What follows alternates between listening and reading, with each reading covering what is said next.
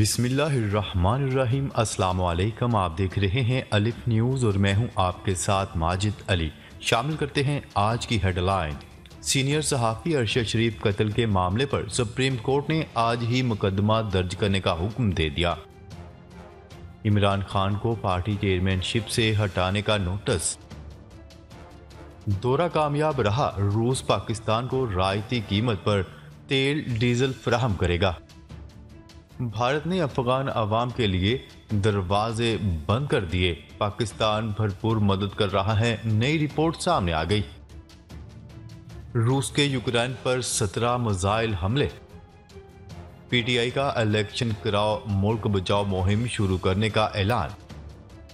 पाकिस्तान को तरसीलात में 7.3% तक कमी हो सकती है, वर्ल्ड बैंक ने खतरे की घंटी बजा दी। मुत्तहिदा अरब अमारात के सदर की एक रोज में 3 ममालिक के सरबराहान से मुलाकात। शिमाली कोरिया ने मशरकी मगरबी साहिल के तोपखाने से एक साथ तकरीबन 130 गोले दाग दिए। पाकिस्तान और दुनिया भर की खबरों से बाखबर रहने के लिए अलिफ न्यूज़ को सब्सक्राइब कर लें। हेडलाइंस आपने जानी, अब बढ़ते हैं खबरों की तफसीलात की तरफ। सीनियर सहाफ़ी अरशद शरीफ कत्ल के मामले पर सुप्रीम कोर्ट ने आज ही मुकदमा दर्ज करने का हुक्म दे दिया। चीफ जस्टिस उमर अता बंदयाल ने कहा है कि हमें मालूम हुआ है कि रिपोर्ट 600 सफ़ात पर मुश्तमिल है। हमें इस पर एतराज़ नहीं कि रिपोर्ट का जायज़ा चीफ एग्जीक्यूटिव लें, लेकिन रिपोर्ट अदालत में पेश करें। इस केस में हम 48 दिनों से देख रहे हैं। सहाफ़ी अरशद शरीफ कत्ल केस में चीफ जस्टिस उमर अता बंदयाल की सरबराही में लार्जर बेंच ने समाअत की। दौरान समाअत चीफ जस्टिस ने इस्तफसार किया। अटॉर्नी जनरल साहब, एक फैक्ट फाइंडिंग कमेटी बनी थी जो वापस भी आ गई है। इस मामले पर अरशद शरीफ की वालदा की चिट्ठी भी आई है। इस मामले की एक रिपोर्ट वजारत की जानिब से आनी थी, वो अब तक क्यों नहीं आई?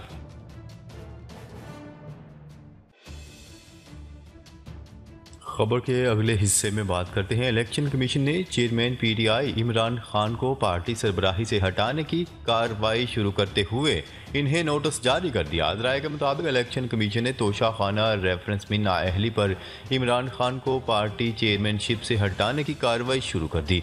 इलेक्शन कमीशन ने केस 13 दिसंबर को समाअत के लिए मुकर्रर कर दिया। दूसरी जानिब तहरीके इंसाफ के सेक्रेटरी जनरल असद उमर ने भी चीफ इलेक्शन कमीशन को खत लिखने का फैसला किया है। पीटीआई राय का कहना है कि इलेक्शन कमीशन से पूछा जाएगा कि इमरान खान को नोटिस क्यों जारी किया गया। इलेक्शन कमीशन तहरीरी तौर पर बताए 13 दिसंबर को क्यों बुलाया गया। किस बुनियाद पर इलेक्शन कमीशन पार्टी सरबराही से हटाने के लिए खुद कार्रवाई कर सकता है।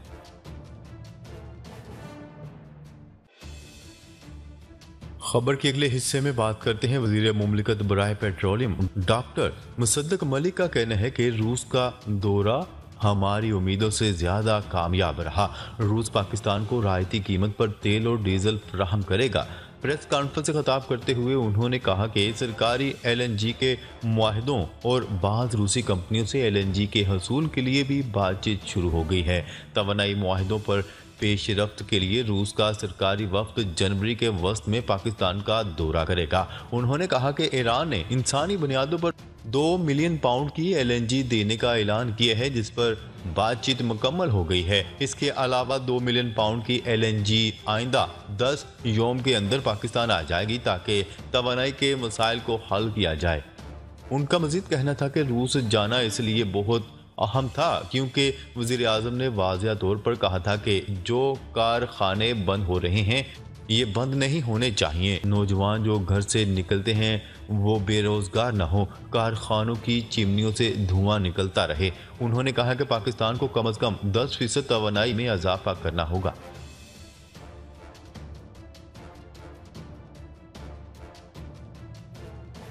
खबर के अगले हिस्से में बात करते हैं। भारत ने अफगान अवाम के लिए दरवाजे बंद कर दिए, पाकिस्तान भरपूर मदद कर रहा है। भारतीय हुकूमत ने अमेरिका और भारत नवाज अफगान हुकूमत के खात्मे के बाद अफगान अवाम के लिए अपने दरवाजे बंद कर दिए हैं।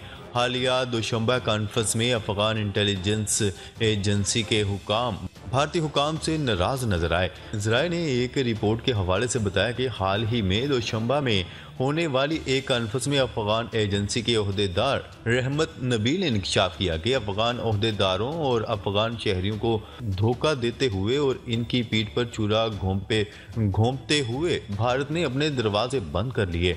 रहमत नबील का मजीद कहना था कि भारतीय हुकूमत ने अफगान शहरियों को 2500 दरख्वास्तों पर सिर्फ 300 वीज़े जारी किए, हालांकि इनमें अफगानिस्तान के अलावा हिंदू और सिखों की बड़ी तादाद शामिल थी।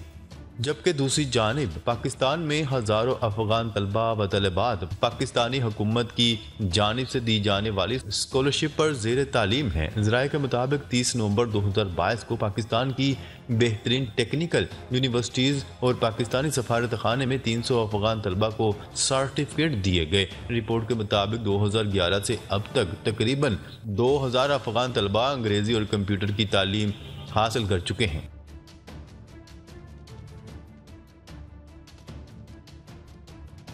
खबर के अगले हिस्से में बात करते हैं। रूस और यूक्रेन की हालिया जंग के बारे में अमेरिका की खुफिया एजेंसी का कहना है कि मौसम सरमा में जंग की शिद्दत में नुमाया कमी आ जाएगी। खुफिया एजेंसी के सरबरा ने यह ख्याल जाहिर किया है कि मौसम सरमा में ये लड़ाई सुस्त पड़ने वाली है और मुमकिन तौर पर यह कमी आने वाले महीनों में भी जारी रहेगी। इसके अलावा बरतानवी वजारत दिफा ने एक आज़ाद रूसी मीडिया के अदारे को इंटरव्यू देते हुए कहा कि फौजी मुहिम के हवाले से रूस में अवामी हमायत में कमी वाक़या हो रही है। रूस में 55% लोगों ने यूक्रेन के साथ मुज़ाकरात की हमायत की है, जबकि 25% ने जंग जारी रखने का कहा है। यूक्रेन के सदर व्लादिमीर ज़ेलेंस्की ने मुल्क में जारी बिजली के बहरान के पेश नज़र शहरियों पर जोर दिया है कि वो मौसम सरमा में सब्र और हिम्मत का मुजाहिरा करें। दाखिली तनाज़ा हड़ताल की इजाज़त नहीं दे सकते। यूक्रेन में कीव के गवर्नर का कहना था कि रूस के मिसाइल हमलों में तवानाई की तनसीबात को भी निशाना बनाया गया। रूसी हमले के बाद शहर के 40% इलाकों में बिजली की फराहमी मातल हो गई है। यूक्रेन के सदर का कहना है कि यूक्रेनी फौज ने रूस के बेशतर मिसाइलों को मार गिराया।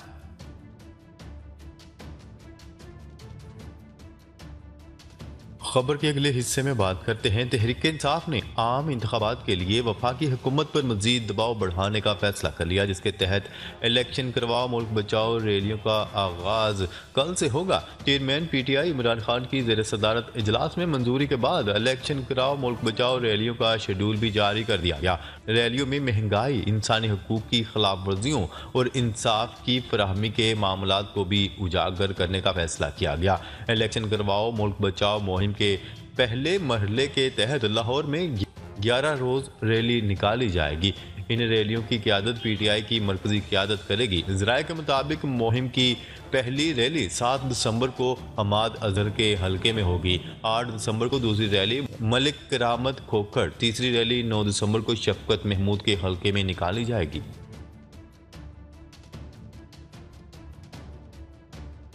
खबर के अगले हिस्से में बात करते हैं। वर्ल्ड बैंक का कहना है कि पाकिस्तान को तरसीलात में 7.3% तक कमी हो सकती है। वर्ल्ड बैंक की रिपोर्ट के मुताबिक पाकिस्तान को गुज़िश्ता साल के 31 अरब डॉलर के मुकाबले में 2022 में 29 अरब डॉलर की तरसीलात होंगी, जबकि बांग्लादेश और श्रीलंका को भी तरसीलात की मद में कमी मुतवक्किया है। आलमी बैंक ने अपनी रिपोर्ट में कहा है कि रवां बरस भारत को तरसीलात 100 अरब डॉलर तक पहुंचने की तवक्का है। जनवरी और सितंबर के दौरान डॉलर के मुकाबले में पाकिस्तानी रुपए की कदर में 36% कमी हुई। वर्ल्ड बैंक की रिपोर्ट में मजीद कहा गया है कि सैलाब की वजह से पाकिस्तान में 80 लाख अफराद बेघर हुए। इन मुतासरीन में अफगान पनाहगज़ीन भी शामिल हैं।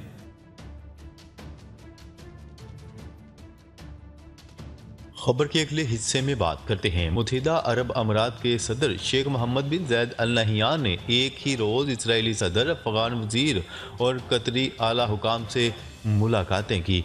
गैर मुल्की सियासी तजियाकारों की जानिब से मुत्तहिदा अरब अमारात के सदर शेख मोहम्मद बिन ज़ायद अल नहयान की इस हवाले से तारीफ की जा रही है। गैर मुल्की खबरसा एजेंसी की रिपोर्ट के मुताबिक शेख मोहम्मद बिन ज़ायद अल नहयान ने पीर को अबू ज़हबी में इसराइली सदर इसहाक हर्ज़ोग और कतर में अफगान वज़ीर से मुलाकात की। रिपोर्ट के मुताबिक मुत्तहिदा अरब अमारात के सदर और अफगान वज़ीर के दरमियान दो तरफ़ा ताल्लुकात समेत दीगर अमूर पर बातचीत की गई। मुत्तहिदा अरब अमारात से ताल्लुक़ रखने वाले सियासी तजियाकार शेख मोहम्मद बिन जैद अल नहियान के इस अमल को काबिल इस्ताइश करार देते हुए सोशल मीडिया पर लिखा कि इलाकाई इस्तेहकाम, अमन और खुशहाली हमेशा मुत्तहिदा अरब अमारात के अहम मकासद हैं।